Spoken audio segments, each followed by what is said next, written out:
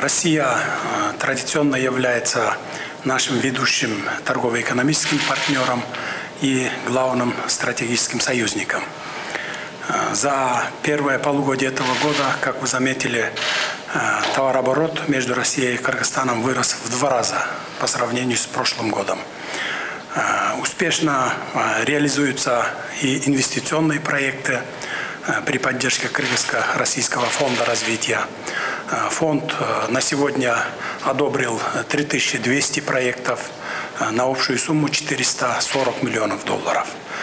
Кроме этого, как вы заметили, ожидается начало строительства общеобразовательных школ на территории Кыргызской республики.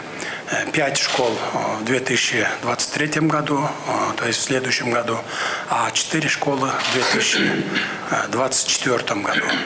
Я уверен, что наша сегодняшняя встреча способствует укреплению дальнейшего взаимовыгодного сотрудничества между Россией и Кыргызстаном в многоплановом сотрудничестве. Уважаемый Станислав Григорьевич, я очень рад вас видеть и поговорить на темы интереса. У нас таких взаимных интересов много. Мы страны близкие, мы стратегические партнеры, союзники, работаем во многих международных региональных организациях. Россия остается ведущим торгово-экономическим партнером. У нас в прошлом году рост был заметный торгового оборота, очень хорошими темпами. В прошлом году он вырос у нас на 46,6%. А в этом году за первые 5 месяцев еще плюс 30%. Это очень хороший показатель. Продолжаем оказывать и экономическую поддержку Кыргызстану. В прошлом году финансовая помощь составила $20 миллионов. В этом году еще $1,5 миллиона выделено на основные социальные инфраструктуры пострадавших в результате известных трагических событий на границе районов. В текущем году на эти же цели переведено уже $600 миллионов. Мы будем это делать, имея в виду, конечно, и вот последние трагические события, но, безусловно, мы это тоже обсуждаем.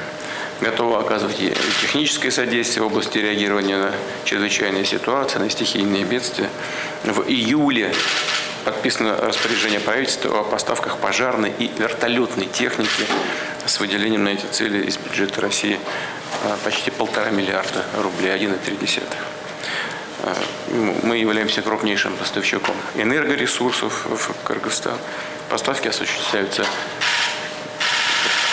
по вашей просьбе на льготной, беспошлинной основе.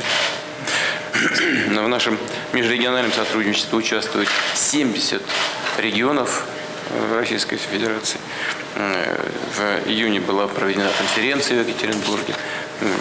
Развиваются гуманитарные, культурные связи.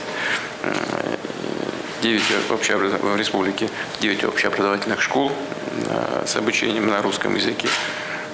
В киргизских школах преподают учителя из России, что, на наш взгляд, очень важно. Мы хотим вас поблагодарить за поддержку в Кыргызстане русского языка. Это